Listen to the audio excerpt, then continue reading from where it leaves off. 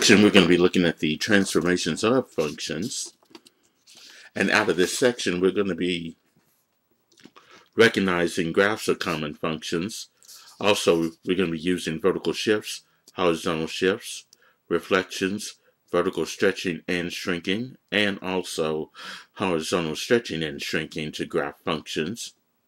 And also, we're going to be graphing functions involving a sequence of transformations. Okay, now, these are the common graphs that are used in algebra.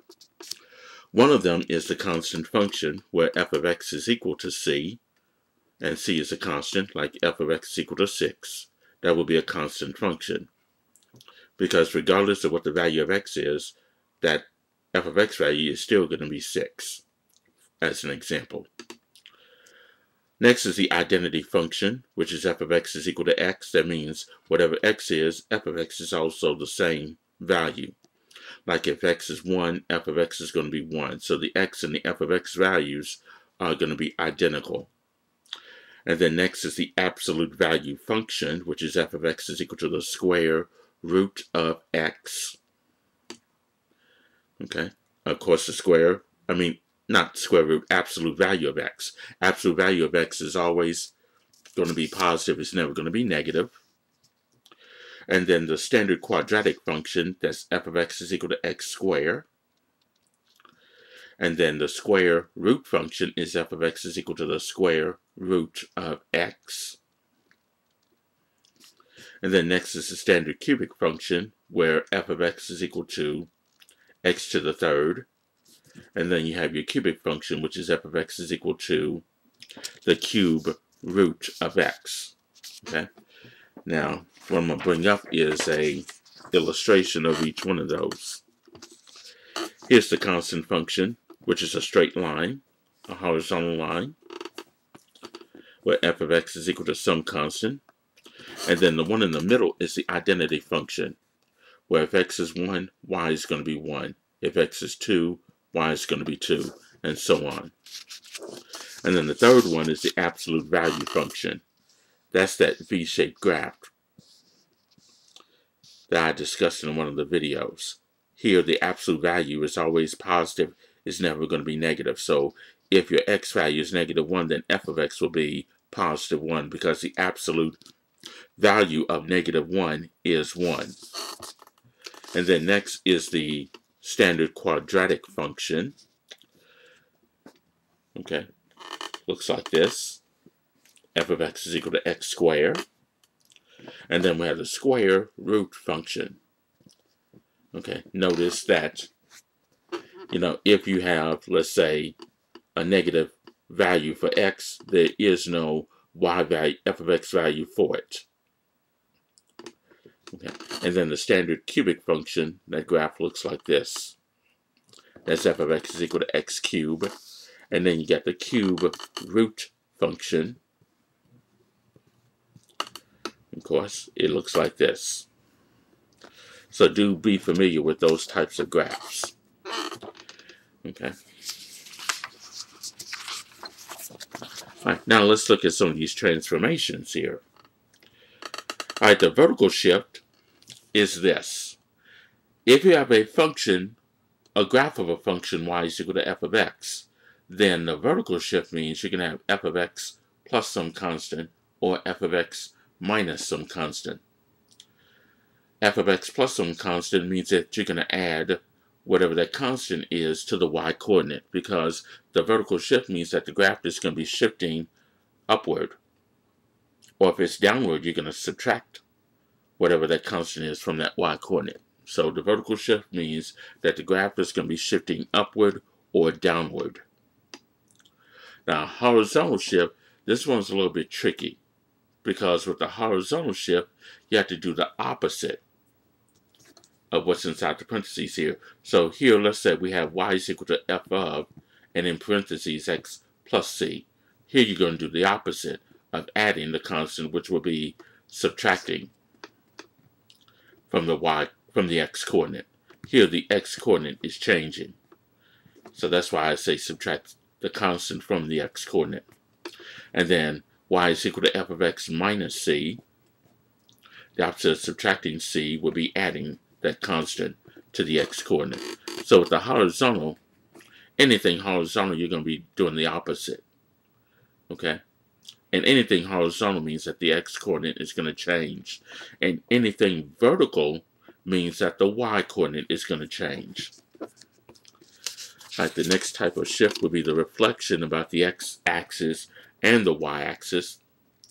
Now the reflection about the x-axis is going to be in the form of y is equal to the opposite of f of x, where the negative sign is in front of the f of x. So here you're going to take the opposite of the y-coordinate. Okay.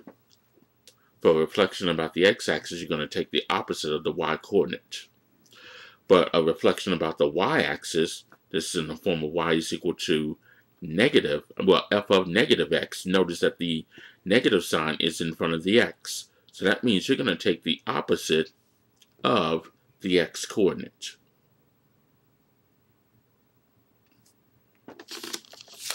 Right. Then we got vertical stretching and shrinking. They're both in the form of y is equal to c times f of x.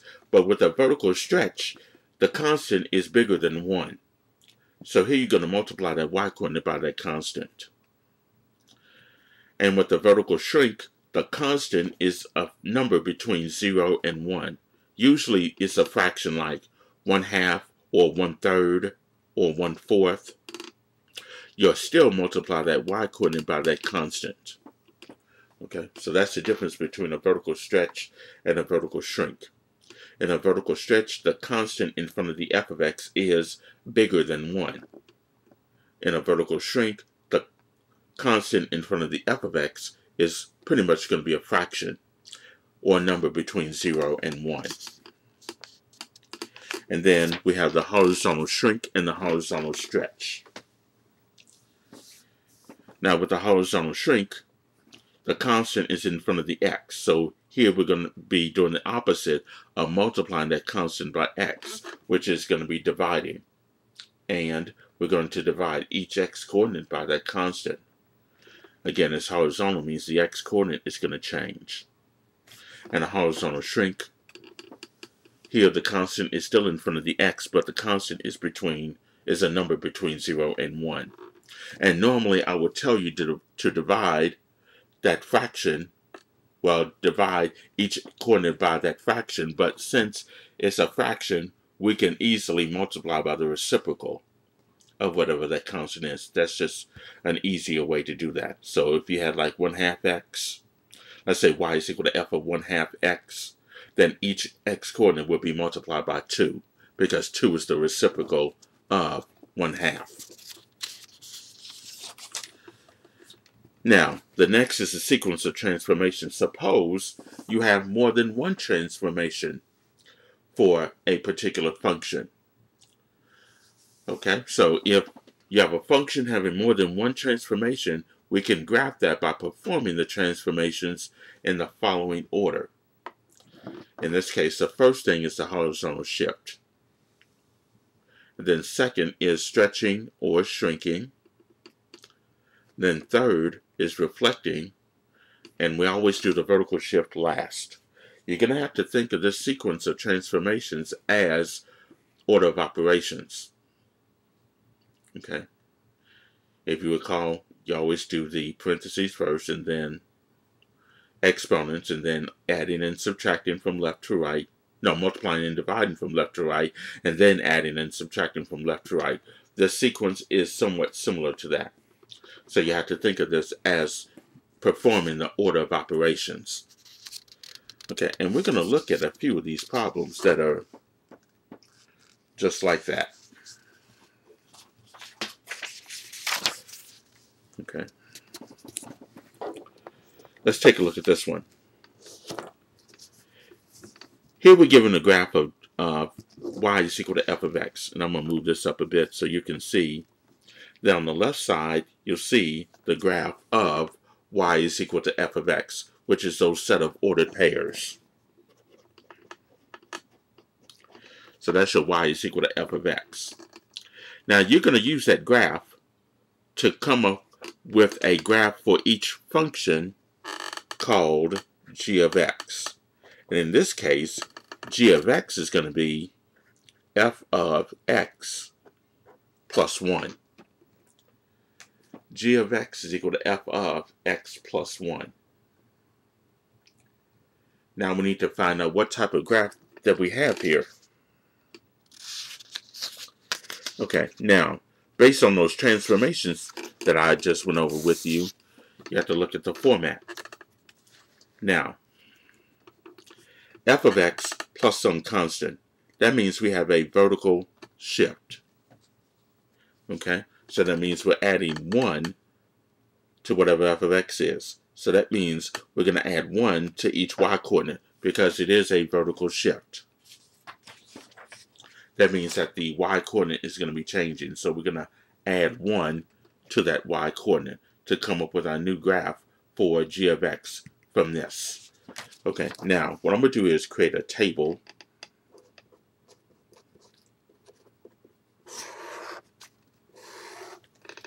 And that first column is y is equal to f of x. And I'm going to copy down the ordered pairs that we have here. We got -4, 0, -2, -2, 0, 0, 2, 2,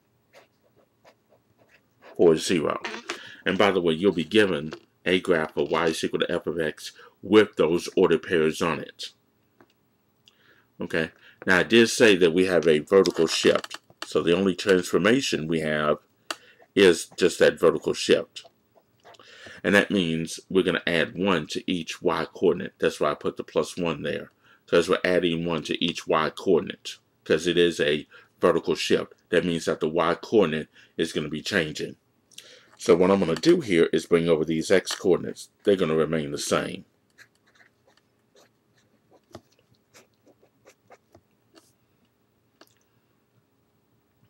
Okay, so for each y-coordinate, I'm going to add 1 to it. So if I have 0 plus this 1, that's going to be 1. -2 plus 1, that's -1.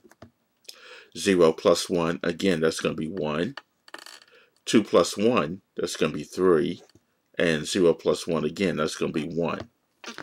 All right, this column, and in this case, I should say the last column after you do all your shifting and stretching and shrinking, whatever, that last column is always going to be the ordered pairs for g of x. So this column represents the ordered pairs for g of x equal to f of x plus 1.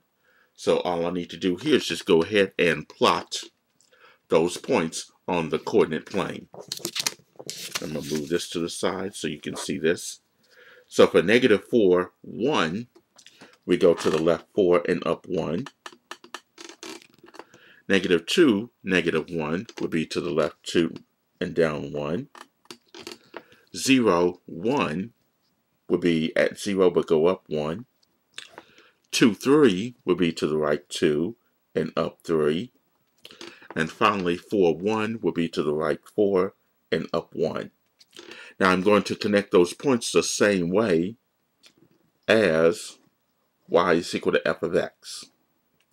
And that right there represents the graph of g of x is equal to f of x plus 1. Now, compare that to y is equal to f of x. As you can see here, it's the same graph. The only thing different here is that this graph has been shifted up 1 place.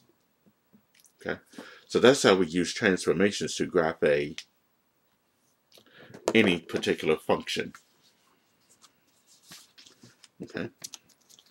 All right, now let's look at another graph.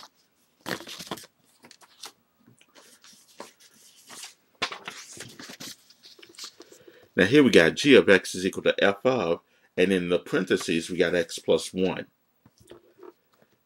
Okay, now we still have y is equal to f of x on the left side, but here I want to come up with g of x, which is going to be this time f of x plus 1.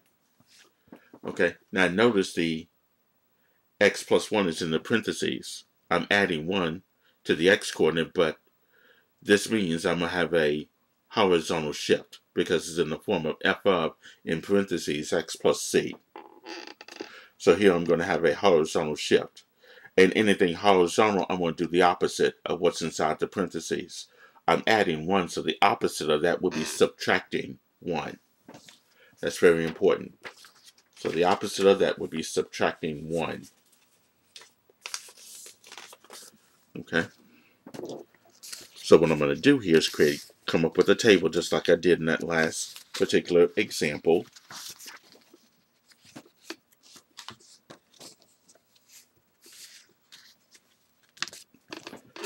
Okay, so here, this is still y is equal to f of x. And my ordered pairs are still negative 4, 0, negative 2, negative 2, 0, 0, 2, 2, 4, 0. Okay, and that comes from y is equal to f of x. Now, I did state earlier that we do have a horizontal shift, so I'm going to put in this column h shift because we have a horizontal shift.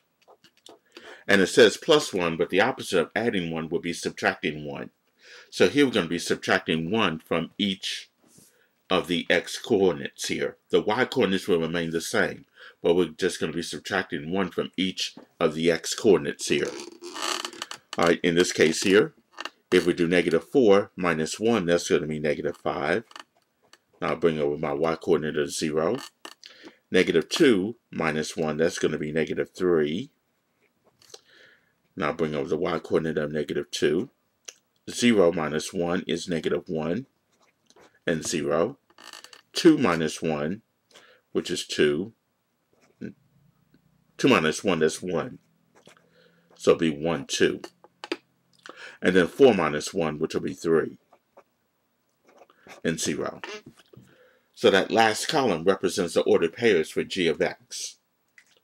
Okay, now I'm going to connect those points on this new graph, as you're going to see here. For negative 5, 0, you go to the left 5 and stay on the x-axis. Then negative 3, negative 2 will be to the left 3 and down 2. Then negative 1, 0 will be to the left 1 and it's on the x-axis.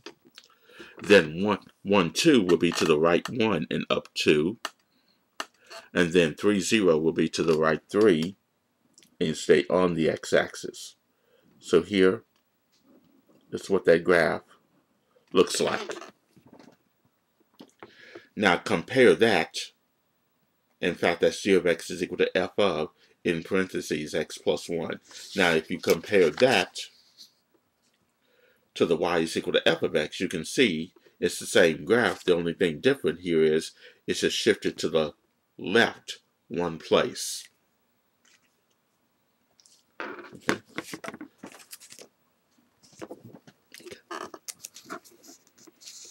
All right, here's another example. Let's say we had this one.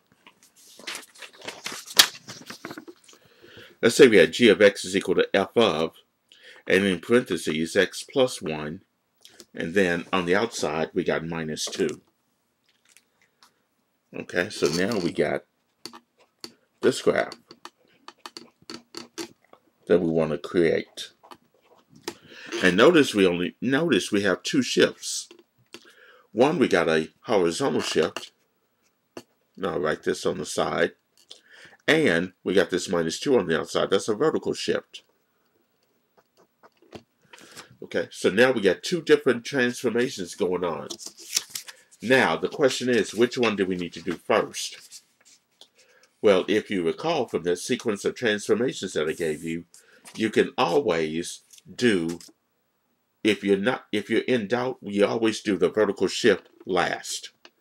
So the vertical shift is going to be done last. That means that the horizontal shift will have to be done first. Now you have to think of this as the order of operations here. You're taking the value of x and then you're going to add 1 to it. And then whatever that is, you'll subtract 2 from it. So first will be the horizontal shift and then the vertical shift. Okay, so let's do this. So here we're going to have a table, y is equal to f of x. That's the first column. Then my next column will be first the horizontal shift. So we'll do that first, and then the vertical shift is done last. So in this case here, let me write my ordered pairs: -4, 0, -2, -2, 0, 0, 2, 2, and 4, 0. Okay. So I first come up with ordered pairs for the horizontal shift, and from those ordered pairs, I come up with new ordered pairs for the vertical shift. And whatever's in this final column represents the ordered pairs for g of x. Okay, so now the horizontal shift is a +1, so I need to subtract 1 from each x coordinate. And then the vertical shift says -2. I'll do whatever it says. Subtract 2. It's only the horizontal shift where you have to do the opposite of what's inside the parentheses. The vertical, you do whatever it is, whatever it says whatever is given. Okay, so we're going to subtract 1 from each x coordinate because it's a horizontal shift, meaning the x coordinate will be changing. So here, -4 minus 1, that's -5 and 0. -2 minus 1, that's -3. Bring over the -2. 0 minus 1 is -1. 0. 2 minus 1 is 1 and 2. And then 4 minus 1, which will be 3 and 0. Now that's just the ordered pairs for the horizontal shift. Now we need to come up with the ordered pairs after doing the vertical shift. Here, the y coordinate is changing, so you're subtracting 2 from each y coordinate because it says -2 here. So in this case here, let me bring over the x coordinates.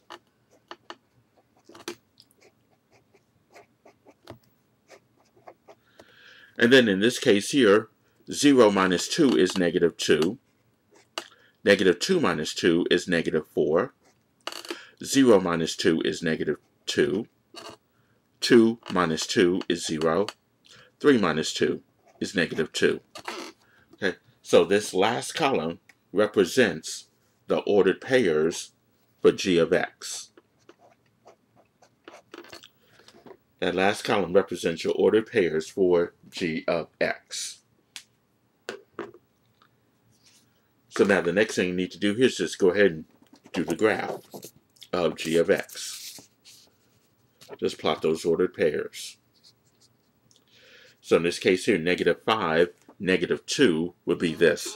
To the left 5 and down 2.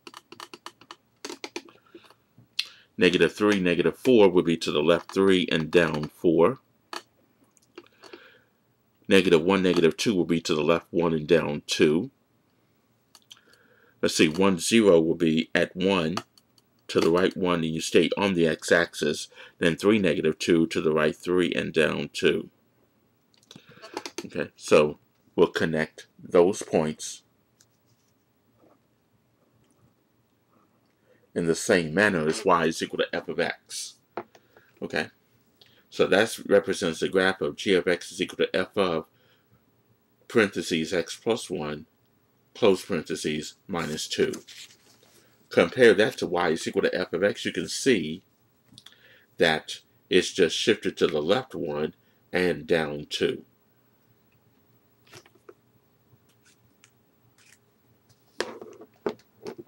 Okay. All right, now let's look at another example.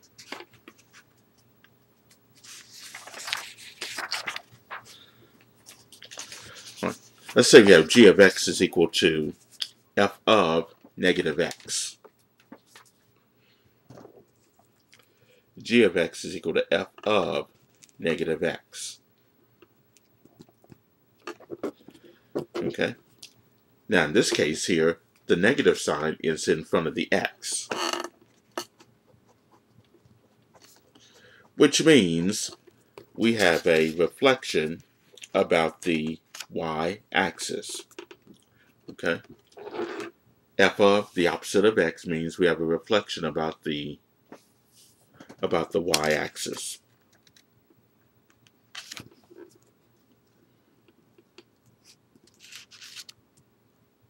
And that means we're going to have to take the opposite of the number in front of x. Okay, because as you can see, the negative sign is in front of the x, and that means we take the opposite of our x coordinate, which is going to be quite easy.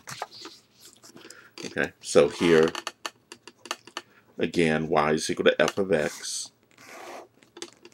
So I'll just say y-axis reflection,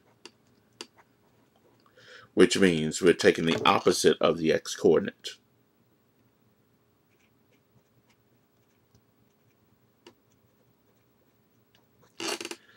So here we got -4, 0, -2, -2, 0, 0, 2, 2, and 4, 0.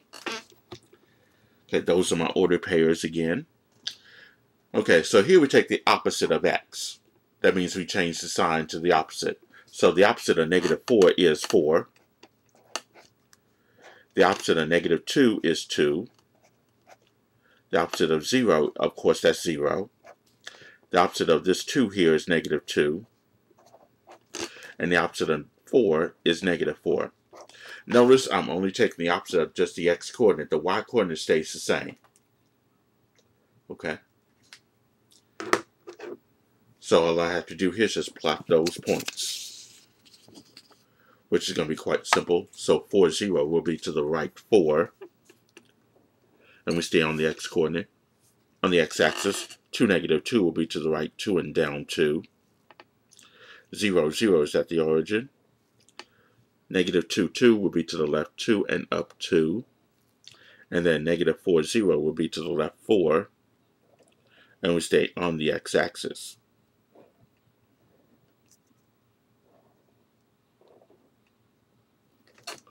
Okay, notice the difference. This part that's on the bottom is on the right-hand side. It started off on the left of the x-axis. Now it's on the right of the y-axis. This one is to the right of the y-axis. Now it's on the left. So there is a reflection about the y-axis.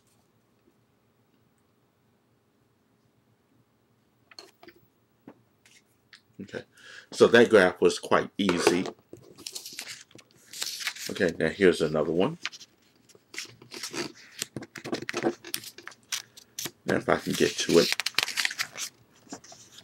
Let's say the opposite of f of x and then plus 1.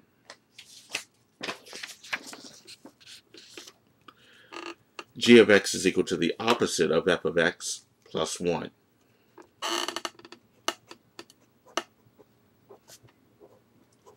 Or you can say negative f of x plus 1.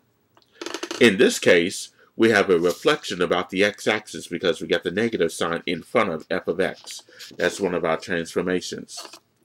So here we have an x-axis reflection, and that plus 1 tells us we got a vertical shift. Okay, so now we need to determine which one we're going to have to do first. Well, the vertical shift is always done last. So that means that the x-axis reflection will have to be done first. Think of f of x, you take the opposite of that and then add 1. So it makes sense. The x-axis reflection will be done first, and then the vertical shift will be done last. Okay, so now I'll rewrite my order pairs.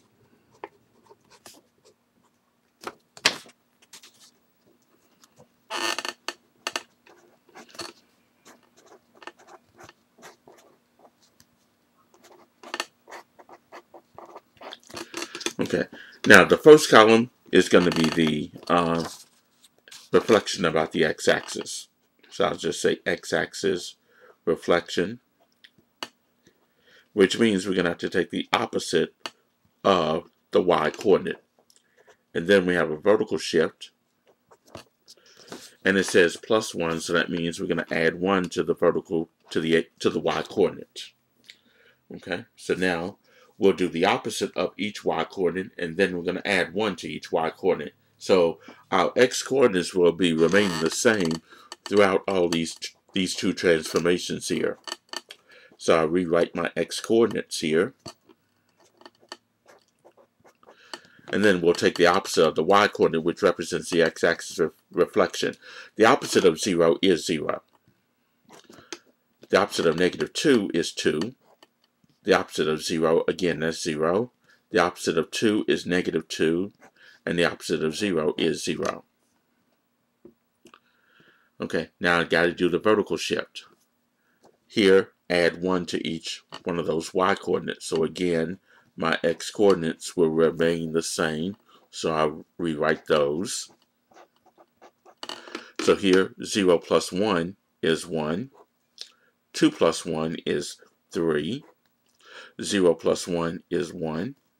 -2 plus 1 is -1. And 0 plus 1, that's 1. So this last column represents the ordered pairs for g of x is equal to negative f of x plus 1. So when I plot those on the coordinate plane, here's what I'm going to have. -4, 1 will be to the left 4 and up 1. -2, 3 will be to the left 2 and up 3. 0, 1 would be at 0 but go up 1. 2, -1 will be to the right 2 and down 1. And then 4, 1 will be to the right 4 and up 1. So here we'll connect those. And that's the graph of g of x is equal to the opposite of f of x plus 1. Now you can see it's reflected about the x-axis because this part is below the x-axis, now it's above.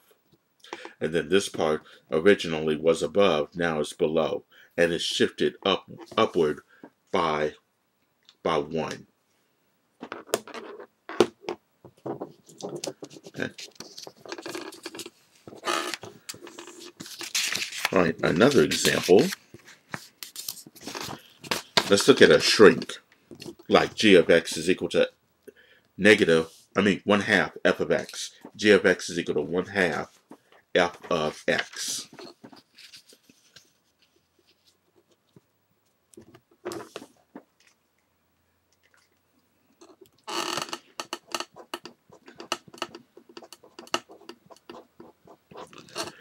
Okay, notice that the 1/2 is in front of the f of x, and 1/2 is a number between 0 and 1, so that tells us we have a vertical shrink.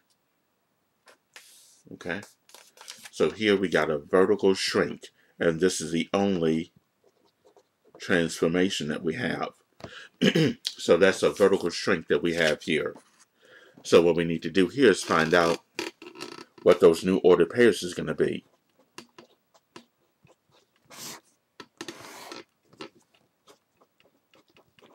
And notice that I'm using the same graph for each one of these particular examples here. So you can see that these ordered pairs are still going to be the same for y is equal to f of x. And I did say we have a vertical shrink. So that means we're going to take 1/2 of the y coordinate. And that means times 1/2. So whatever the y coordinate is, it will be multiplied by 1/2. Alright, so in this case here, 1/2 of 0 is 0. 1/2 of -2, of course, that's -1. And again, 1/2 of 0 is 0. And for 2, 1/2 of 2 is 1. And again, 1/2 of 0 is 0. Only the y coordinate is changing. The x coordinates remain the same. So that represents my ordered pairs for g of x. And then the next step would be to go ahead and do the graph using these ordered pairs in this last column. So here, -4, 0 will be on the x-axis. -2, -1, you're only going to go to the left 2, but you're going to go down 1. and then 0, 0 is on the at the origin, 2, 1 to the right 2 and up 1, and then 4, 0 to the right 4 to stay on the x-axis. So the graph is the same as the y is equal to f of x. The only thing different is this. That graph has shrunk by a factor of 1/2. So that's how you'll graph g of x is equal to f of 1/2 x. I mean, 1/2 f of x.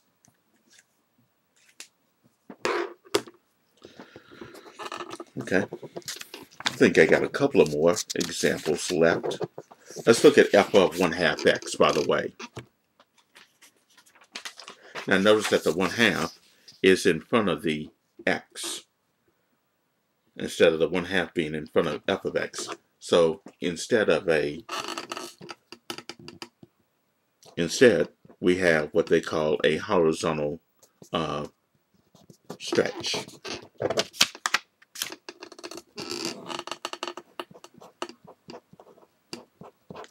Okay, a horizontal stretch, meaning that the x-coordinate is going to be changing.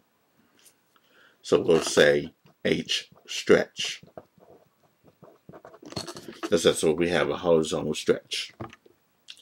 Okay, so now, normally we will tell you to divide by 1/2, but it would be much easier to multiply each x-coordinate by 2. So here, that's y is equal to f of x in this column, and then the h stretch means horizontal stretch. We're going to be multiplying by 2.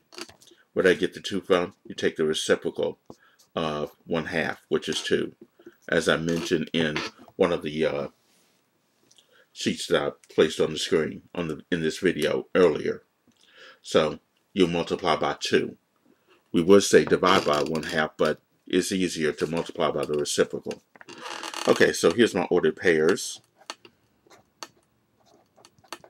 for y is equal to f of x.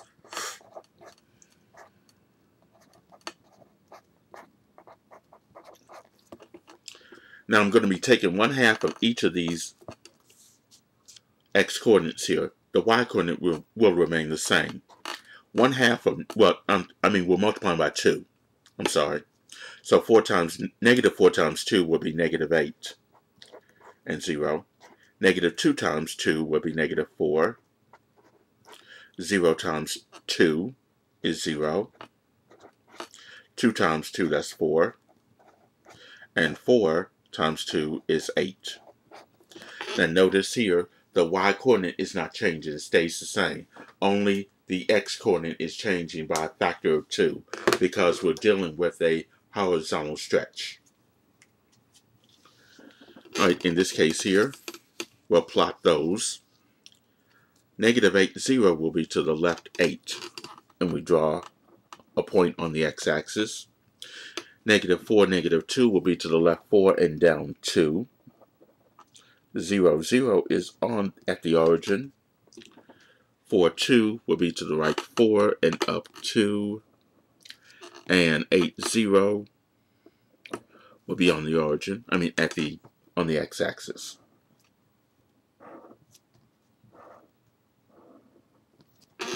So that's the graph of g of x is equal to f of 1/2 x.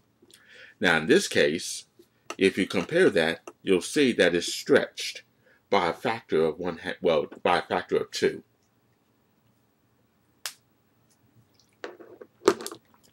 So that's the strange graph of g of x is equal to f of 1/2 x. Okay, and then finally, I do have one that's quite difficult. Now let's take a look at this one. We got g of x is equal to 2 times f of, and in parentheses, x plus 2 minus 1. G of x is equal to 2 times f of x plus 2 minus 1. And we want to perform this particular transformation for g of x. Let's look at some transformations that we have here. I see an x plus 2. That means I have a horizontal shift. I see a 2 in front of the f of x. That means I'm going to have a vertical stretch.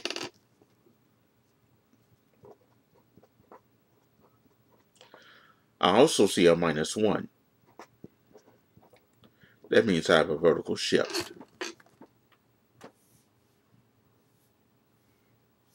So I have 3 different transformations going on here.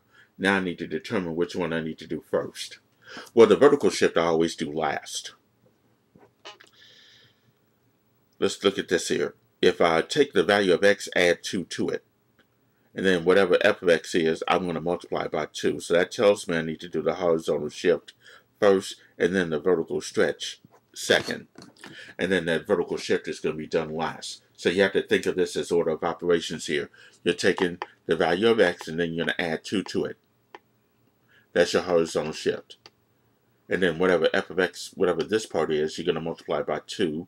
That's your vertical stretch. Then subtract 1 from it. That's your vertical shift. So that's the order that I'm going to be doing this particular transformation. The horizontal shift will be done first. The vertical stretch will be done second. The vertical shift will be done last.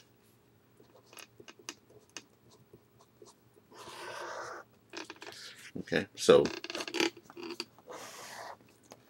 let's look at what we got here. The horizontal shift.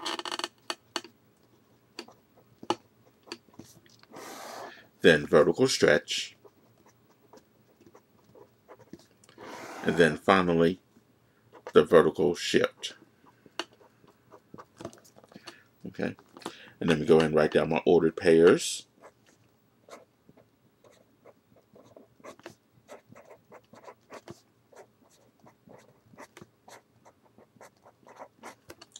Okay, now the vertical shift is this. It says plus 2, but the opposite is going to be minus 2. So I'm going to subtract 2 from each x coordinate. The vertical stretch is a 2 in front of it, so I'm going to multiply by 2. The vertical shift is minus 1, so I'm going to subtract 1 from each y coordinate. Okay, so we got 3 different things happening in this particular transformation. Okay, and the last column represents the ordered pairs for g of x. So let's start with the horizontal shift. We're going to subtract 2 from each x coordinate. So here, negative 4 minus 2 is negative 6. Negative 2 minus 2 is negative 4. And then 0 minus 2, that's negative 2. And then 2 minus 2 is 0. And then 4 minus 2, that's 2. Okay, now I'm going to use these ordered pairs to come up with new ordered pairs after doing the vertical stretch. Okay, the y coordinate is going to be multiplied by 2. So I'll go ahead and bring over my x coordinates here.